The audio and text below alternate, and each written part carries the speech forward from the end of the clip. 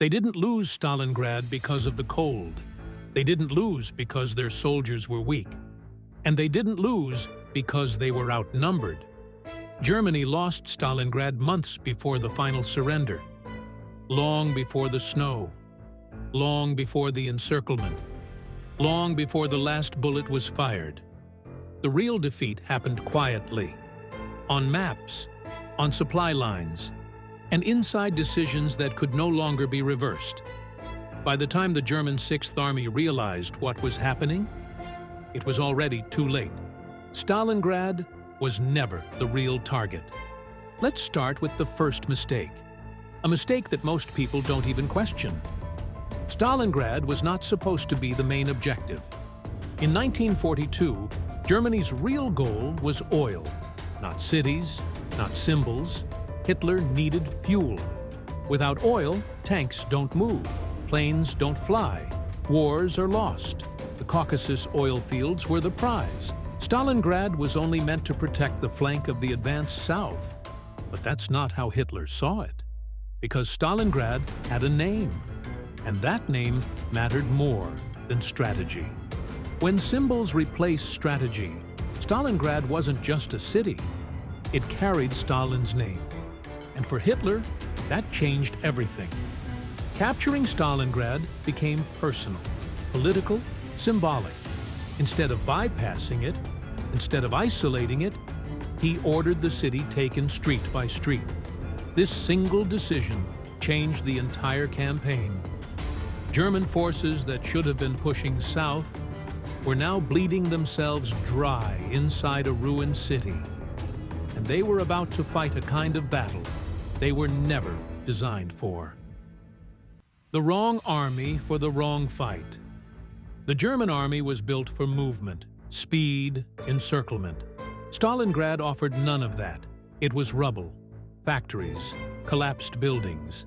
Every street became a battlefield, every floor a fortress. The Soviets understood this immediately.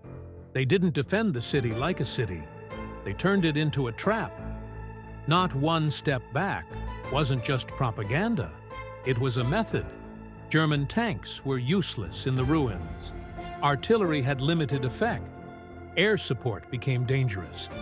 The battle turned into knife-fight warfare, and every meter gained cost blood.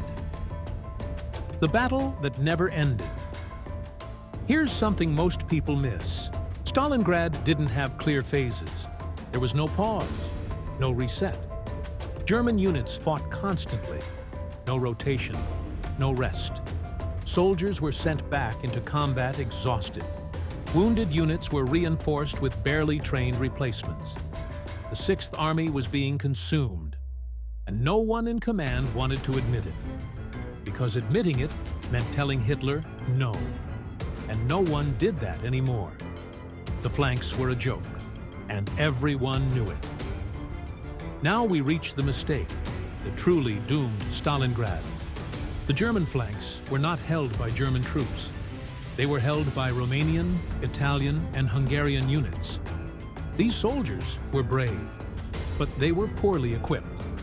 Outdated anti-tank weapons, thin lines, little support. German generals warned about this. They begged for reinforcements. They were ignored. Hitler believed the Red Army was finished. It wasn't. The Soviets weren't just rebuilding. They were preparing something massive. Operation Uranus. The moment everything collapsed. When the Soviet counteroffensive began, it didn't hit Stalingrad. It hit the flanks, and they collapsed almost immediately. Within days, the Sixth Army was surrounded. Not partially, not threatened. Completely encircled. Over 250,000 German and Axis troops were trapped. And now, the war changed tone. This was no longer about taking a city. This was about survival. The airlift lie.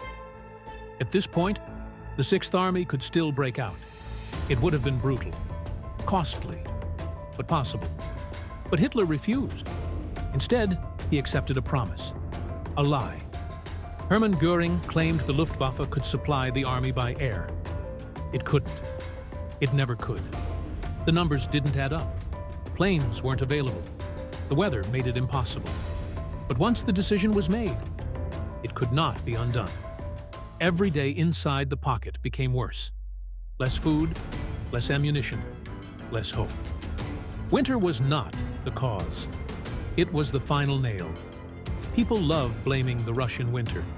But winter didn't defeat the Sixth Army. It finished them. By the time the cold reached its worst, the army was already starving. Soldiers froze because they were weak. They were weak because supply had failed.